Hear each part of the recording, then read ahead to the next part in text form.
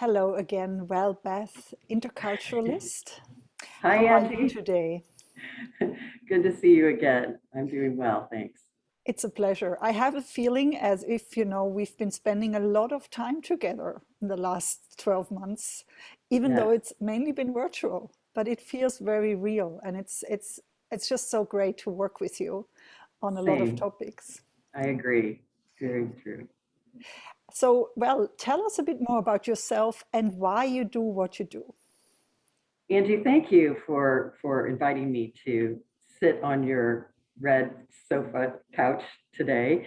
Um, Curiosity is the reason I do what I do, and it was uh, an interest that I had about learning about the world, about people.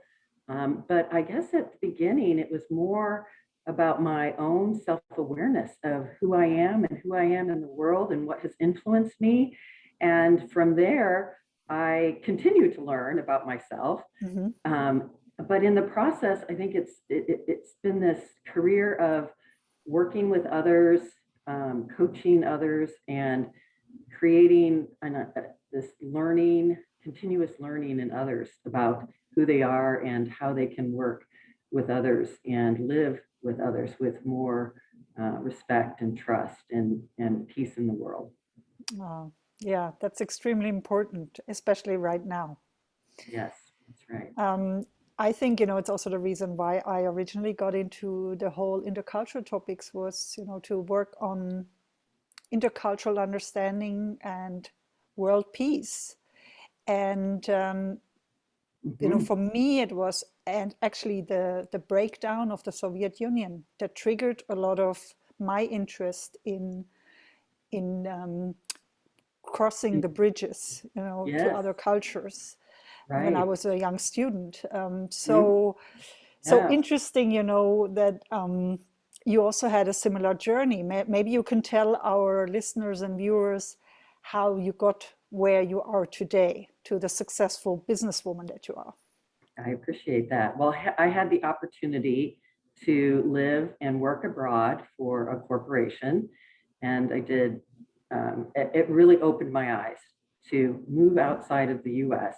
and live abroad and work abroad in Europe and Asia. That really started the interest of the field.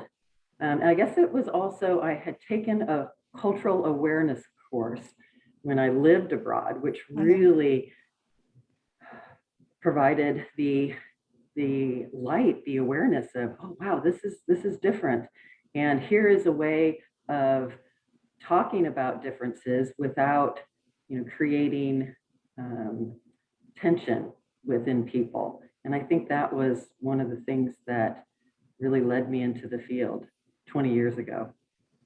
Amazing. So in those 20 years, what do you think is your secret to success, Mel? What is one thing you would like to, one tip that you would like to give to the young women, especially out there that are trying to start in our field today? One tip that I have, and it's interesting, I was recently in January at in Pasadena Hmm. at the parade. It's called the Rose Parade, and they had a theme, and it was around education. And they Okay. had three words: dream, believe, and achieve.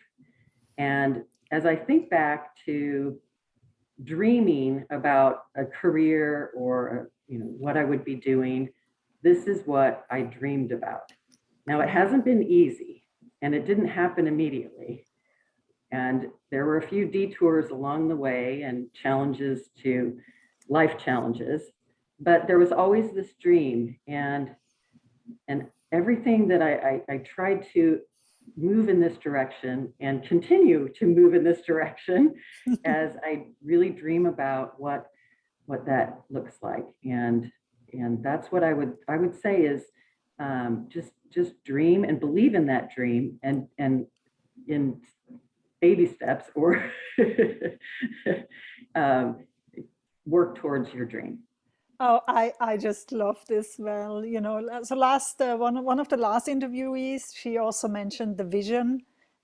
She told me it That's was also right, something vision. I had told her many years back when we worked together, which I forgot, Hmm. obviously, but it's also something that has been a big driver for me. It's like, to have this vision of where you want to be at 50, where you want to be at 60, at 70.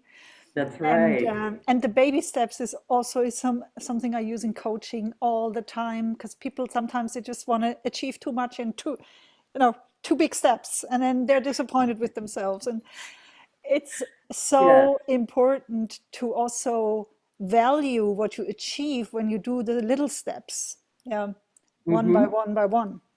That's right, I love exactly. it. I love Yes, it. I Wonderful. agree. I think it's important to do that. And in terms of your own presence, your own personal branding and social media, I know you have a company, so maybe it's a little different for you how you market yourself out Hmm. there to the market. But what is your favorite social media channel? LinkedIn is my favorite, Oh, yeah. absolutely, Uh-huh. because I have colleagues and friends who are on LinkedIn, and it's just a professional way and personal way to stay connected and also to learn from each other. I learned so much on LinkedIn, um, by reading others' articles and posts and polls and what people are doing, seminars, conferences, virtual events, speaking events. I think it's a great platform. You know what? I share your view. It's about 10 years ago, I thought LinkedIn was getting so lame, and I was just there for, some bingo, like bullshit bingo. Just get a few keywords from LinkedIn, and then, I was still in corporate world at the time, and then you can just use those words and know what to talk about. But now, I mean, just in the last few days, for example, I just felt it's such a big resource. You can reach out to a trusted community. There's, Yes. the people that you're connected with, most of them you trust. Yeah. So, Mhm. when they put something in the feed, it's usually good and correct information. And Mhm. I agree. you really get a lot of good and fast information and access to resources that I have not expected to get in such a short time. Yeah, I agree. And it's also that's fun to see comments as well yeah, that as too. people post comments Yeah, to yeah, different posts. yeah. So, And you probably know, it's having a large network in our field is also really incredibly helpful, because you can yes, help others a lot better right. when you Yes. have a larger network. Yeah, From yeah, around the world, absolutely, as we do. absolutely. Yeah, Yes, yes, wonderful. yes. Now, well, is there anything else you would like to share with our audience before we wrap up? I would, absolutely. I would like to invite everyone to an open learning community that we provide a space to talk about cultural differences, cultural awareness. It's called Elevate Your Cultural Intelligence. Wow. And we meet for 2 hours or less. I call it an open house. Come Uh-huh. in and spend as much time as you have, and share your cultural stories. So we have it structured every month. The next session is March 17th, Oh, and that is at 11 a.m. Eastern Standard Time, US. With the time change, I think it's early evening, Europe, UK, and then I'll have to check the times for the other time zones. And if we have enough people interested in other time zones, we like to hmm. provide the session as well.